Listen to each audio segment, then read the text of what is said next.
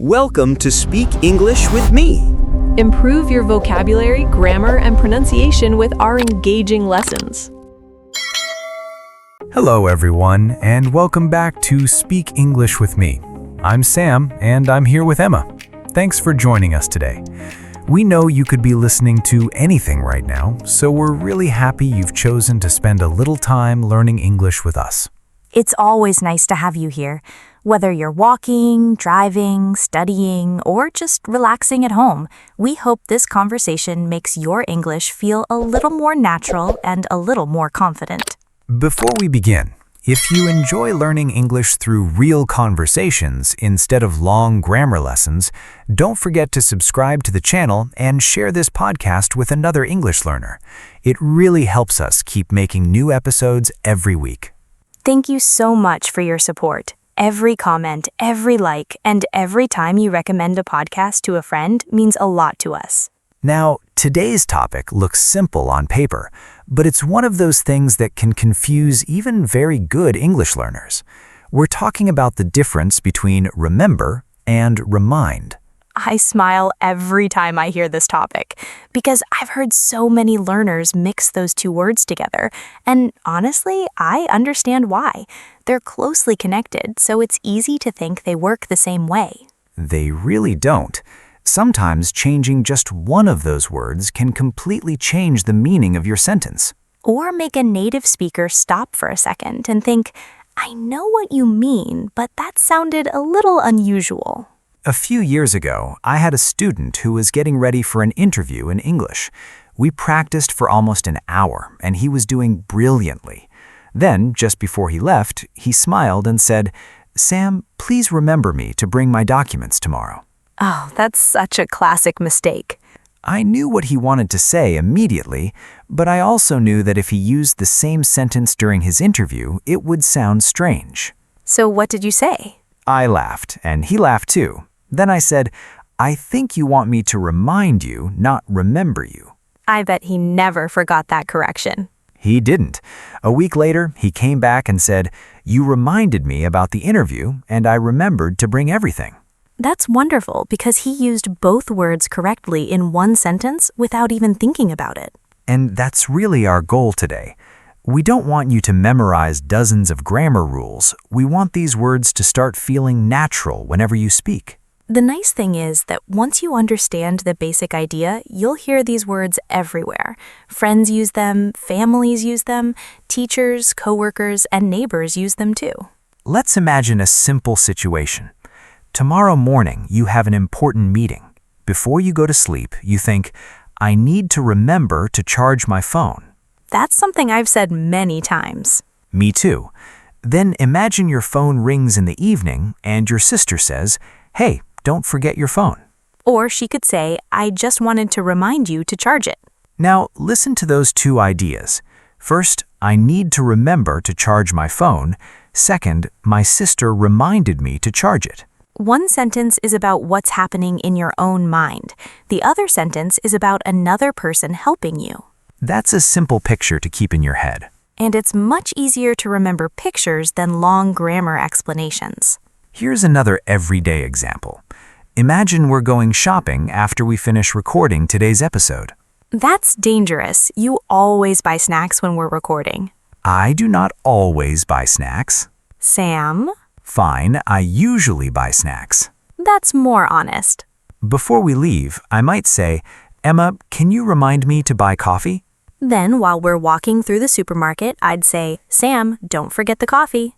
And I'd probably answer, "Thanks for reminding me." That's such a normal conversation that you probably wouldn't even notice those words if you heard them between two native speakers. That's one of the biggest secrets to becoming more fluent. Native speakers don't think, "I'm using the verb remind now." They simply focus on the conversation. I think learners sometimes put too much pressure on themselves. They want every sentence to be perfect, so they become nervous before they even start speaking. I've seen that happen many times. Someone knows enough English to have a great conversation, but they're afraid of making one tiny mistake. Then they become so focused on grammar that they stop enjoying the conversation itself. And here's the funny thing. Most native speakers are very patient.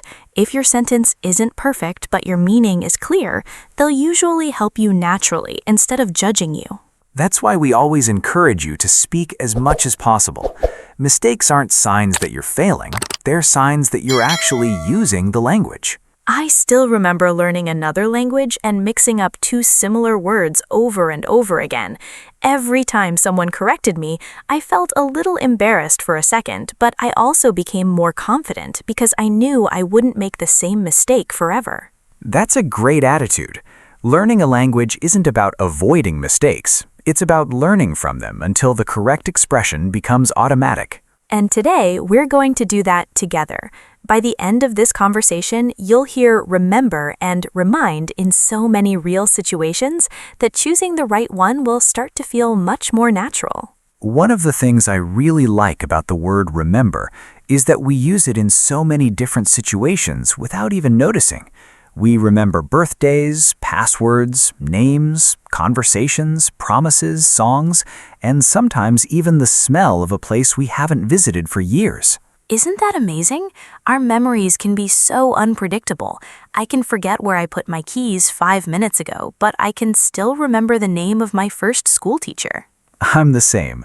Last week, I walked into the kitchen and stood there wondering why I had gone in. I completely forgot.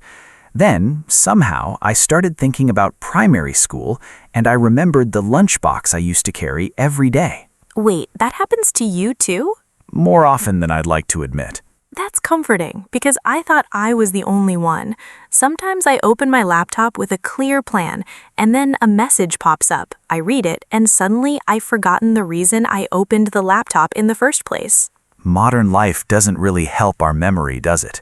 We're constantly looking at our phones, reading messages, answering emails, and switching from one task to another. Which is probably why remember is such an important word in daily English. We use it all the time because forgetting things is simply part of being human. Let's look at one of the most common patterns. You'll often hear someone say, "Remember to lock the door." Or, remember to call your grandmother. "Remember to save your work before closing the computer." That's a painful one. It sounds like you've experienced that before. Oh, many years ago. I spent almost 3 hours writing an article. I was feeling so proud because everything was flowing nicely. Then my computer suddenly restarted. Please don't tell me you hadn't saved it. I hadn't. Oof. I just stared at the screen in complete silence. You know those moments when you're hoping the computer will somehow fix everything by magic? Even though you already know what's going to happen. Right. I opened the document again and almost everything had disappeared. After that day, I never ignored the sentence, "Remember to save your work." That's the perfect example because there was a lesson attached to an emotional experience. Those are often the lessons we never forget. Here's another pattern you'll hear quite often. Someone asks, "Do you remember our first conversation?" Or, "Do you remember that little cafe by the river?" Notice that we're talking about memories from the past. That's an important idea. You're looking back at something that's already part of your life. Let's imagine two old friends meeting after 10 years. One of them might say, "Do you remember the camping trip when it rained every single day?" And the other person laughs and says, "How could I forget? We spent half the weekend trying to keep the tent from blowing away." I love conversations like that because one memory leads to another. Before long, people are telling stories they haven't shared in years. My grandparents do that all the time. One person remembers a tiny detail, and suddenly both of them are smiling because the whole memory comes back. Memory works in interesting ways. Sometimes one small detail unlocks an entire story. Like hearing an old song. Yes, you hear the first few seconds and suddenly you're remembering people, places, or moments you haven't thought about in years. I had that experience recently. A song started playing in a supermarket, and within seconds, I remembered a family holiday from when I was about 12 years old. It was strange because I hadn't thought about that trip for years. That's a wonderful example because we don't choose every memory. Sometimes it simply appears. Language is full of little moments like that. We often say, "I remember meeting her," or "I remember reading that book." That's another pattern learners hear quite often. Listen to these examples. "I remember meeting your brother at the party." I remember watching that movie with my parents. "I remember trying that restaurant once." Those sentences aren't talking about plans for the future. They're talking about experiences that are already part of your memory. Sometimes learners don't realize how often native speakers use these kinds of sentences in casual conversation. Imagine someone asks, "Have you ever been to Italy?" You could answer, yes, I remember visiting Rome during the spring. The weather was beautiful. Then your friend might ask, "What do you remember most?" Maybe you'd say, I remember the small streets, the friendly people, and the smell of fresh coffee every morning. I like that question because it encourages storytelling instead of short answers. That's something we always recommend. Don't stop after saying yes or no. Add another sentence. Tell a little story. Share one memory. That's how conversations become interesting. I noticed something similar when I was teaching English in person. The students who improved the fastest weren't always the ones with the biggest vocabulary. They were the ones who weren't afraid to expand their answers. Instead of saying, yes, I remember, they'd continue with something like, I remember because my father surprised me, or I remember it clearly because it was my first day at work. Suddenly, the conversation has personality. And people enjoy listening because they're hearing a real experience instead of a textbook answer. Before we finish this part, here's a small challenge for everyone listening. Think about your first English class. Do you remember your teacher? Do you remember how you felt? Do you remember the first English word you learned? Pause for a moment and answer those questions in your own mind, or even better, say your answers out loud. You don't need perfect English to do that. Just try. The more often you connect English with your own memories, the more natural your speaking becomes.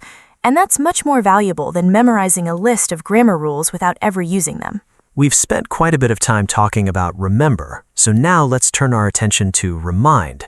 This is the word that often causes the most confusion because learners sometimes use remember when they really mean remind.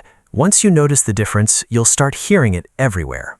I think the biggest clue is that remind usually involves another person, another thing, or even another event that helps bring something into your mind. Something gives your memory a little push. That's a nice way to describe it. Imagine I have a dentist appointment tomorrow afternoon, but I completely forget about it because I'm busy with work. Then I send you a message that says, Sam, don't forget your appointment tomorrow. After reading your message, I'd probably say, thanks for reminding me. That sounds completely natural. You're thanking someone because they helped you remember something. Here's another situation that happens all the time. Imagine we're recording a podcast, and before we begin, I say, Emma, if I start talking too quickly, please remind me to slow down. I would happily do that. About 10 minutes later, I get excited, start speaking twice as fast as usual, and you smile at me. Then I'd probably interrupt and say, Sam, slow down a little. Remember what you asked me before we started? And I'd laugh because you reminded me. That's something I enjoy about language. The same words appear naturally in different situations, but the meaning stays consistent. Now let's look at another pattern that learners sometimes forget to use.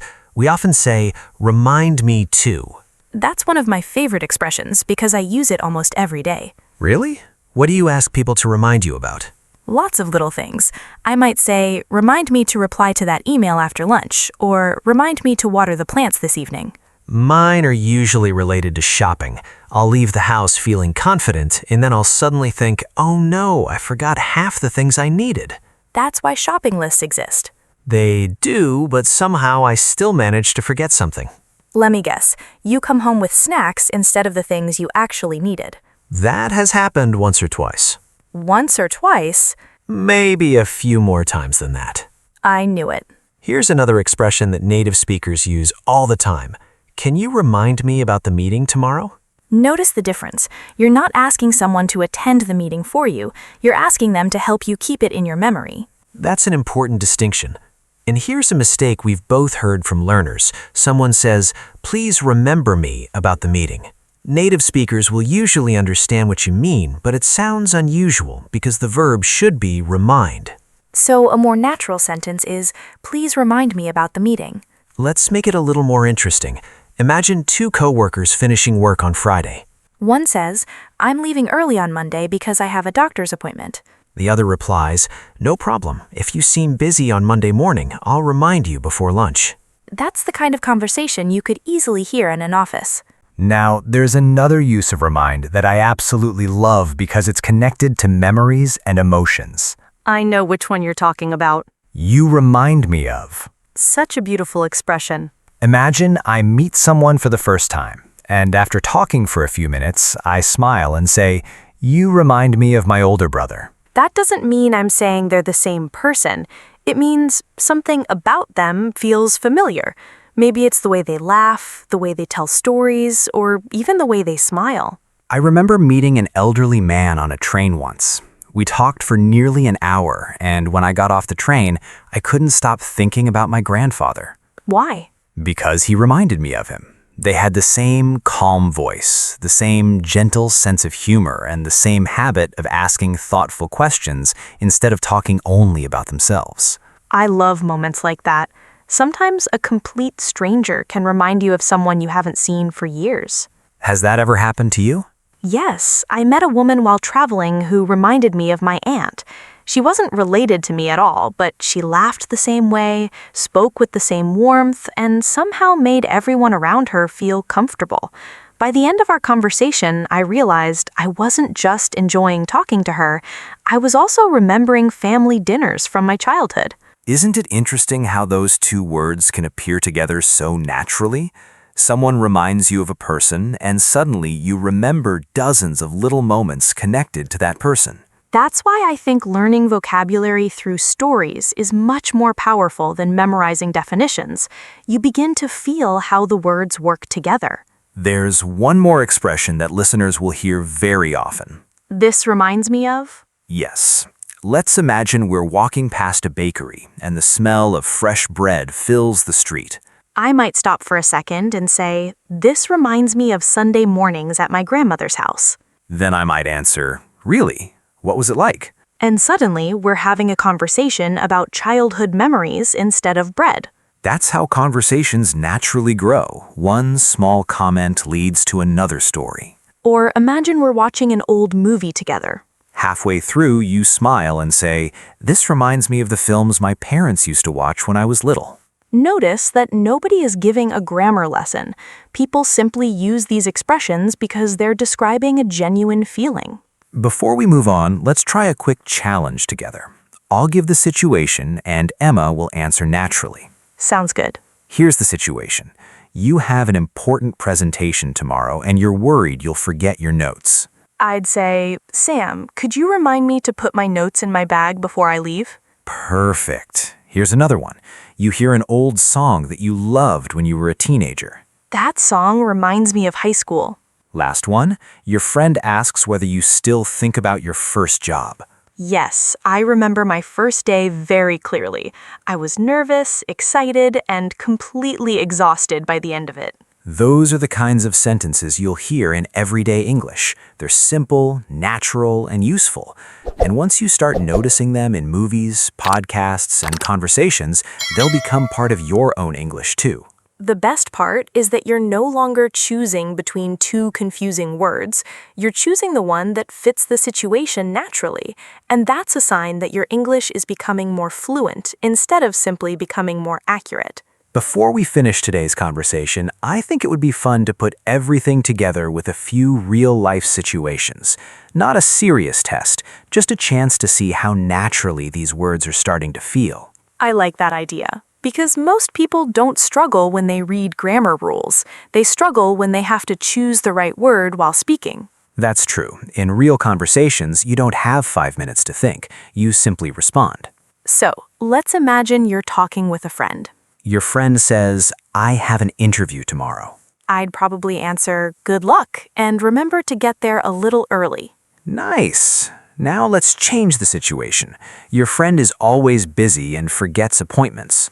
Then I'd say, "If you'd like, I can remind you tomorrow morning."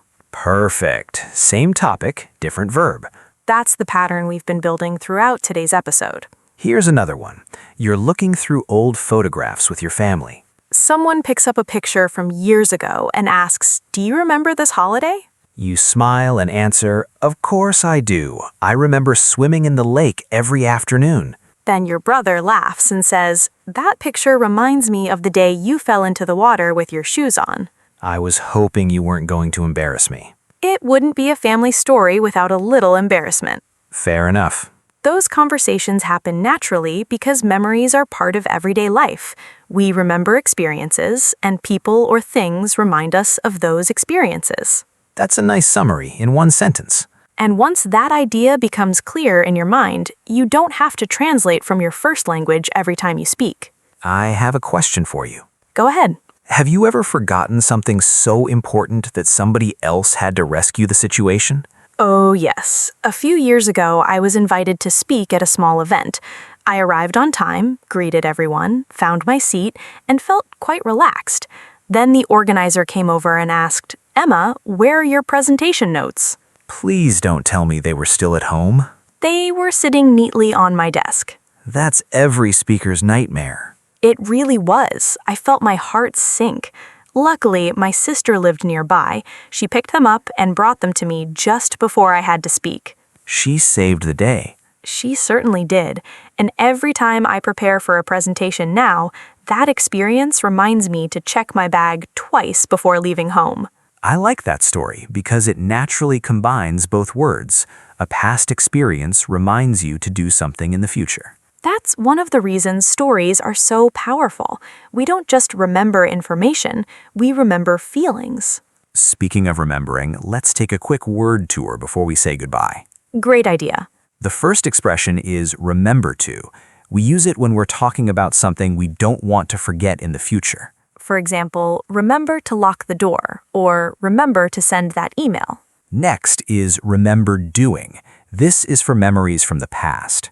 Such as, I remember meeting you for the first time, or I remember watching that movie with my family. Then we have remind someone to. Like, please remind me to call my dentist, or can you remind me to bring my notebook? After that comes remind someone of. For example, you remind me of my cousin, or this picture reminds me of our vacation. If you can comfortably use those patterns in conversation, you're already using these verbs the way native speakers do every day. Here's one final piece of advice. Don't try to memorize 50 examples tonight. Choose 2 or 3 that feel useful for your own life and start using them this week. Maybe tomorrow morning you can say, I need to remember to, and finish the sentence with something that's true for you. Or ask someone close to you, can you remind me to... That's real practice, and real practice is what helps new vocabulary become part of your everyday English. We hope today's conversation has made these 2 words feel much less confusing and much more natural. Thanks for spending your time with us today. Keep listening, keep speaking, and don't be afraid of making mistakes. Every conversation helps you grow, and every small improvement brings you one step closer to speaking English with confidence. We'll see you in the next episode.